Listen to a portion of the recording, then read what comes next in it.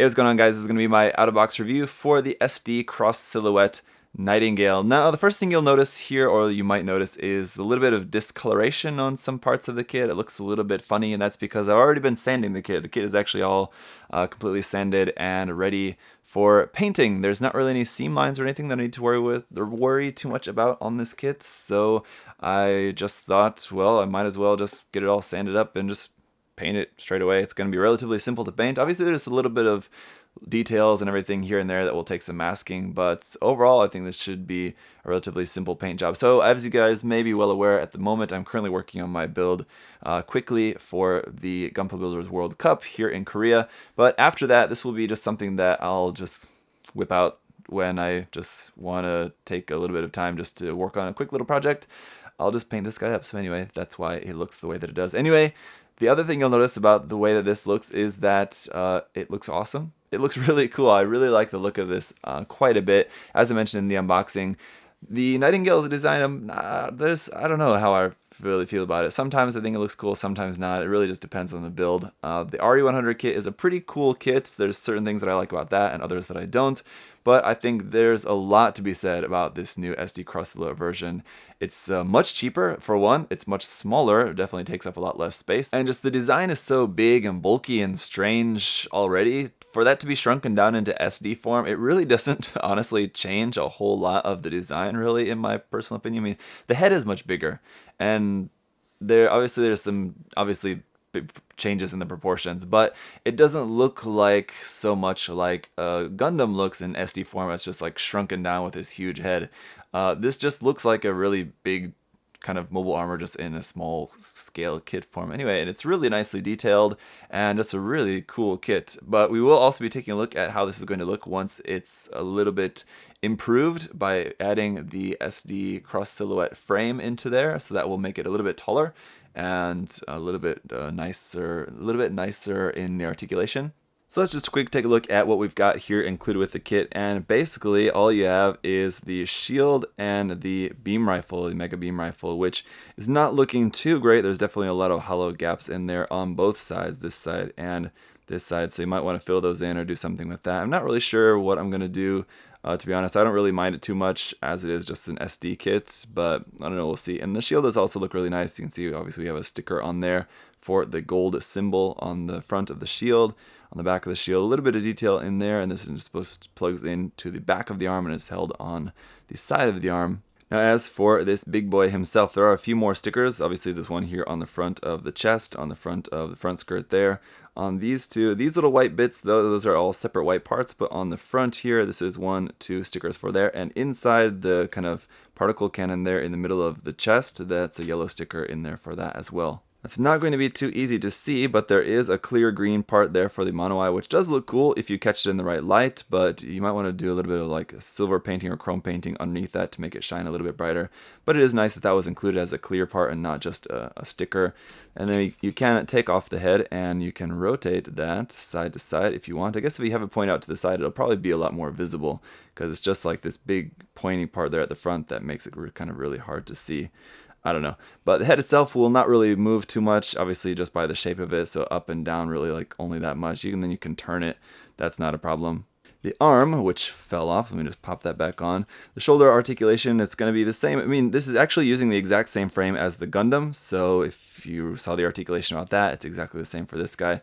Obviously, we have a little bit more going on with this design. Anyway, the shoulder will come forward to about there, back, and then this shoulder will move up. Pull that out so you can get the arm maybe up to about there, maybe 90 degrees to the body if you can. And then there's no joint in the elbow, but we do have the hand just on a ball joint. Again, nice color separation here too with these white bits poking out between the red. Those are separate parts, so again, very nice. You actually have a little bit of stomach crunch here, a little bit of movement in the stomach of up and down, and of course you can rotate that and all that. And it does seem to stay in place pretty well despite the weight. I guess if you tilt it too much, it will lean back, but Going around here to the back, we have hollow gaps up underneath these fuel tanks, which is pretty unsightly, but because the kit is pretty low, being an SD kit, you're not really going to notice them too much, so it's not too bad. Again, it's something that I probably won't really even worry too much about with my build, because you're going to most of the time be seeing the kit from the front or something like that, and it's just not really that noticeable. I'm not really too bothered by that. But some really nice detail up underneath here. All of these thruster bells up underneath the kind of wing binders. Very cool. These are also on ball joints, so you can move those around a little bit, rotate them, and of course all the funnels will all come out as well. And each of the funnels has a little 3mm hole in there for connecting that onto either an action base connector or something like that, or if you're going to just having like some clear rod or something like that, you can use that in there very easily. So it's nice that they molded that in there. That's clearly on purpose for people who wanted to have the funnels out flying separately. These fuel tanks up underneath the back skirt are also hollow on the opposite side, but they're plugged up in such a way that you're definitely never going to see that. This extra leg here, which is plugged up into there like that, without the extended frame, this is just, you're just going to keep it like that, but then when you plug in the CS frame and make the kit taller, you're going to use this stood up like that because it's going to be higher up off the ground, and so you'll need that for support. So you'll have that like that. And none of these skirts move at all. This front skirt, this whole front section is all molded as one part, and the side skirt is just kind of molded there together. And so you can't really move any of the skirts at all. But then we do have the leg is just on a ball joint, so you can kind of move that around a little bit. But obviously with so much going on here, there's not a lot of room for that to move. And then the feet as well are on ball joints, but there's not really a whole lot much you can really do with those. Up underneath the feet, just some empty detail there. So if you wanted some nice detail up underneath the feet, you'll have a little bit of work ahead of you. Now, as we saw with the Gundam, with just the standard frame installed, the articulation is very limited, and it's really not going to be able to do all that much in terms of really cool dynamic posing. That said, if you are just into the more just typical SD proportions, then that's probably something you're maybe used to unless you're building some of the nicer SD kits. But just this being shorter in stature and a little bit more kind of scrunched as a normal SD kit would be, then you're probably totally okay with that. As for me, I definitely like the kits more with the cross silhouette frame added, so we'll go ahead and add that in here in a minute, but just wanted to show you guys this, how it looks posed up without that inner frame. And honestly, not as bad, but again, that's just because it's such a big, massive mobile armor that it's now shrunken down into this scale. I wouldn't really expect anything that looks like this to be doing like super dynamic crazy ninja poses or anything, so all in all, I think it's not too bad. Okay, so here it is with a little bit of a height boost with the cross silhouette frame installed now, and there it is compared to the ARC-782 Gundam, also with the cross silhouette frame, and then the high grade ARC-782 Gundam, just so you can get a sense of a scale, how this compares to a normal 1/44 scale size Gundam. It's quite large, even though it's an SD, compared to a regular 1/44 scale mobile suit, it's still going to be taking up a fair amount of space. Now, the other thing you'll notice is that I'm using the white cross silhouette frame. Now, the gray frame is out this month, but at the time when I got this, there was only the white frame available. So again, just keep in mind about the kit that you're using the frame with if you're going to be buying these cross silhouette frames separately. As I mentioned with the ARC-782 review, I think the white frame is right for that because the white frame parts that are showing do match with the white armor. And then with this, I think though definitely the gray frame would be better. That's of course if you're not going to be painting. If you're painting, it doesn't matter. But if you aren't going to be painting, the white frame on this, I don't know, it doesn't look too bad because there's a lot of white accents on there anyway with the little vents on the chest and the front skirts, so I don't think it looks too strange. But definitely if you want it to match other things like the gray parts of inside the different details like up underneath the wing binders or the hands and parts of the torso that are all in gray. If you don't want a two-tone frame, then definitely go for the gray frame. So all that said, is the cross silhouette frame really kind of required or, in my opinion, recommended for this kit? It's kind of up to you. Whereas with the ARC-782, I thought, in my personal opinion, that kit is much, much better with the addition of the cross silhouette frame. This one I think is maybe a little bit more up to your own personal taste because just due to the design, it really doesn't add a whole lot in terms of stretching out the proportions.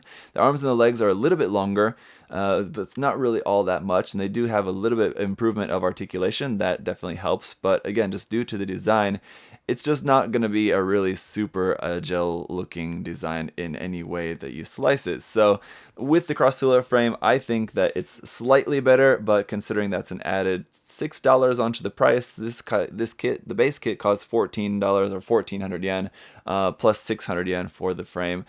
I don't know, it's just kind of gonna be optional. I would go for it, but if you're strapped for cash or don't think that you really need it, then I think you could probably pass on that. That said though, that's gonna be it for this review, guys. Really cool kit. I'm actually really happy with this. It's pretty random that Bandai chose to do the Nightingale in as the third release in a brand new SD line, but hey, that's what we got, and I think it came out pretty good. So if you think that it looks cool, then pick it up. You'll definitely enjoy it. Very nice kit. As always, a huge thank you to USA Gundam Store for sponsoring this review, guys. Do check the link to their site down below. You can get this kit and plenty of other stuff there, all for 10% off if you use my coupon code there. So thank you to them for the support. Thank you to you guys for watching. And if you have any other further questions or comments, feel free to leave those down below. And as always, guys, hope you're having a great day. I'll see you next time. Bye-bye. Hey! Thanks for watching, guys. Remember, if you want to check the kit out for yourself, you can head over to USA Gundam Store. Use that coupon code ZakuAurelius10. Save yourself 10%. Thanks for watching, guys. See you next time. Bye-bye.